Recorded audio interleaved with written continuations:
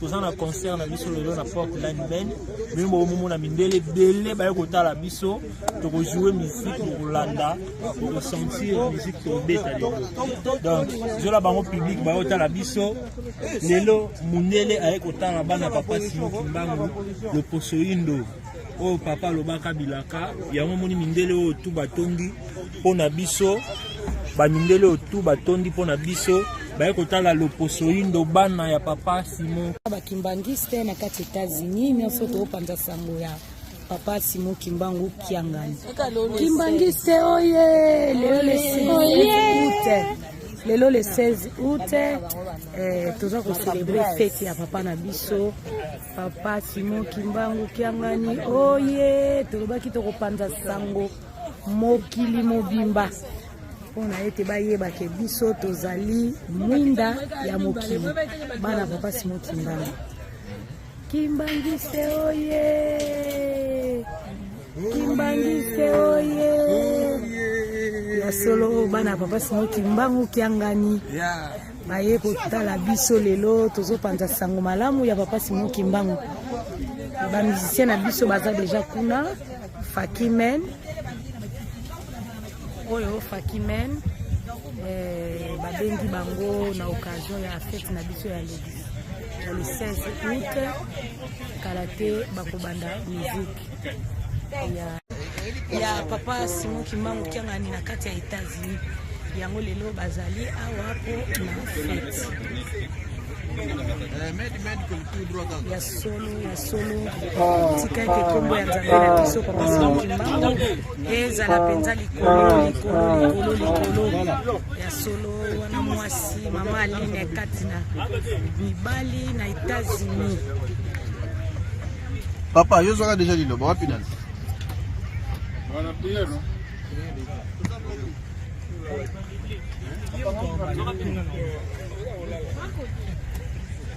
first you can start with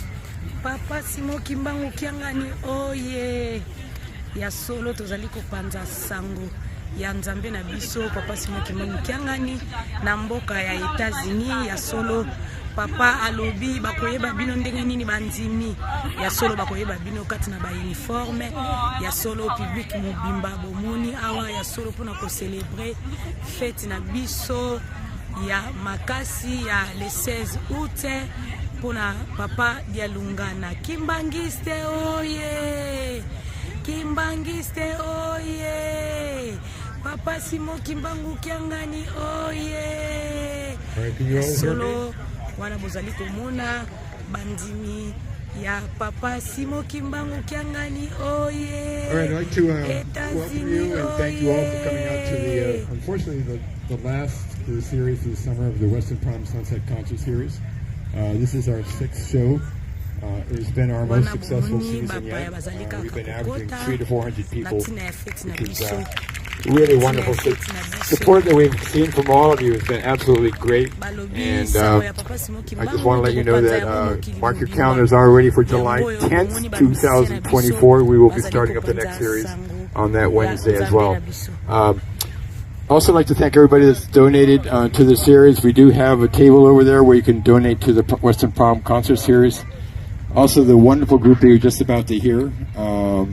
They train all the horn sections, and all the money that goes to them goes to the band. So if you'd like to make a donation as well to Fanfare Kimbanguista, please at the end of the show go over there. There's also a little QR you could take a picture of, which will give you a little bit more information about their history and all about the band. So I recommend you take a snapshot of that to get a little bit of the history and behind that. We do have a lot of sponsors. I just want to run them right down because we could not do with all of them. Space Gallery, who's also here tonight, they are co-sponsoring this event. And if you stop by at the table on the left there, we have a schedule of the upcoming shows in August, September. It's a great group, and they support a lot of really wonderful shows. In addition, we have some wonderful donors: Cyrus Hagee, Tom and Judy Watson, Tom and Jasmine Moulton, Robert and Justin Alfon, Coffee by Design, Maine Medical Center, West End Neighbor Association, Western Palm Neighbor Association, and Sun Tiki, who's providing the wonderful sound tonight, and then of course all of you guys that make it happen too. So thanks for coming, and thank the weather for being good. We haven't had to cancel a single show this summer. It's pretty amazing. I think this is the first night that we don't actually have an amazing sunset. we'll live with that. So, all right. With no further ado, this group is mostly from Westbrook, and they're all Congolese community, and we're really excited to have them here. I spent a number of years in West Africa and fell in love with African music. When I had my club, I bought a lot of African bands, so it's very, very exciting to have a Congolese band performing today. So would you give a big hand, please, for Fanfare Kimbaguista.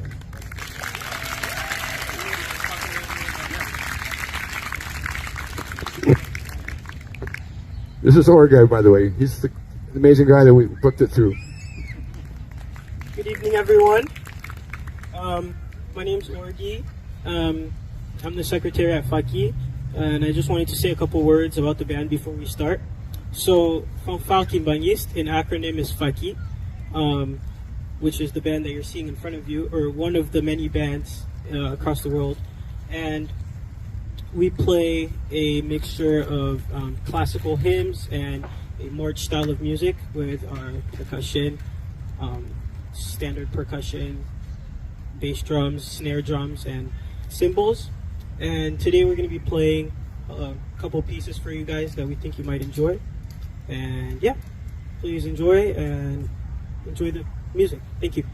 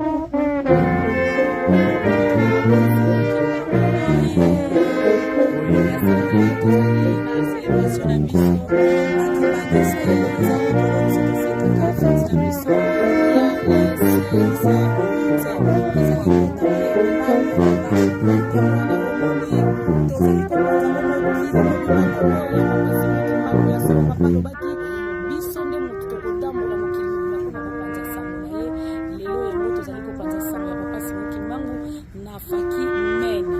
Wana Faki Maine eza pour beta vraiment musique ezali en plein heure na Maine Portland.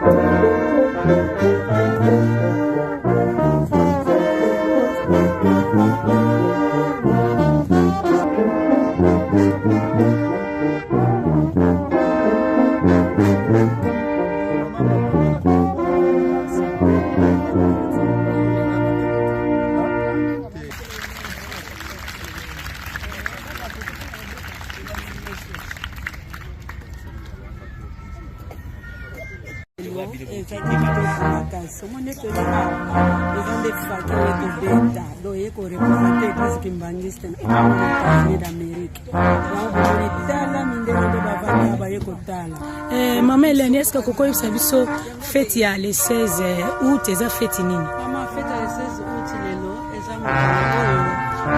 mokolo Yesu papa de alungana kangani azonga tu na kiti na ya nkembo lelo na nkamba kuna fête biso nde awa te ko fête awa.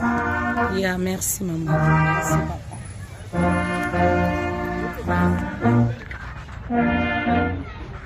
ya solo bato nyonso bomoni ezali kaka mpona occasion ya mbotama ya nkolo Yesu Masiya na biso papa de alungana yango lelo vraiment tozali kosepela nde bomoni bato batondi bavandi ya solo ezali na ntina ya lokumu mpe kopanza sango ya nzambe na biso papa Kimbangu.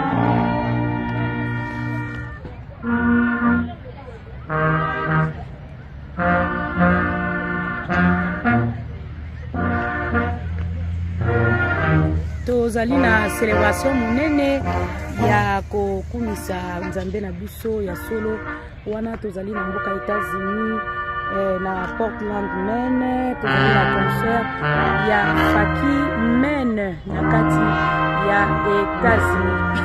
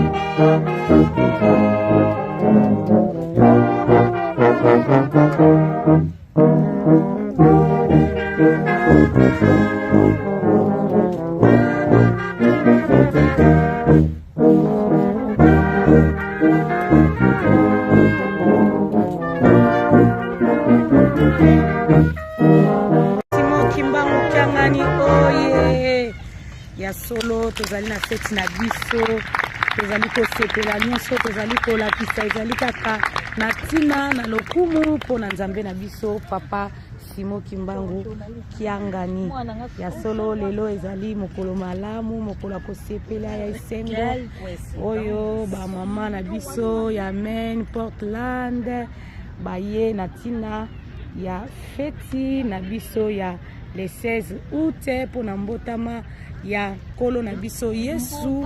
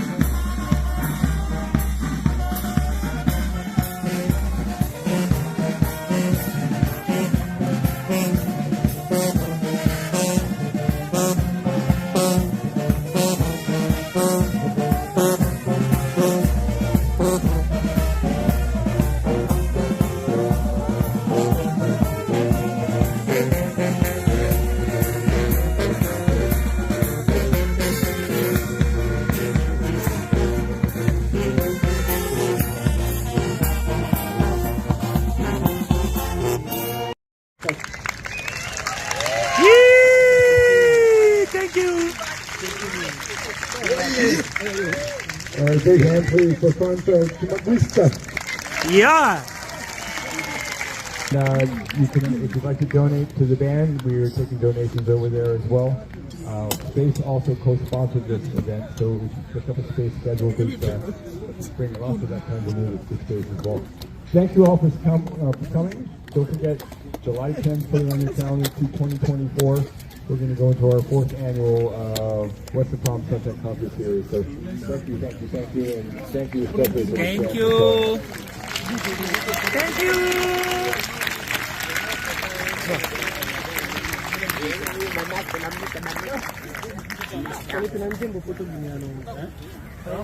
Okay, great. That's it.